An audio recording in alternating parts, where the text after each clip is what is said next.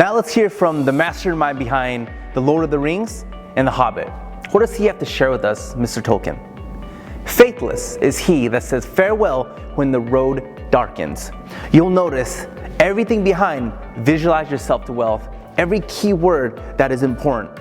All the people that are respected in their industry, all the people who are regarded as the innovators, all talk about these key words. We just talk about faith. Let's talk about what happens when you don't have faith. Faithless is he that says farewell when the road darkens.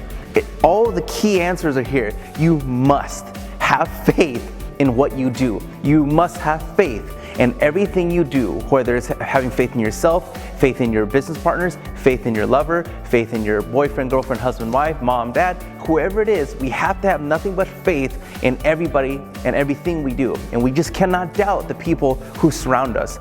Because remember, and you hear all the time, you are only as strong as your weakest link.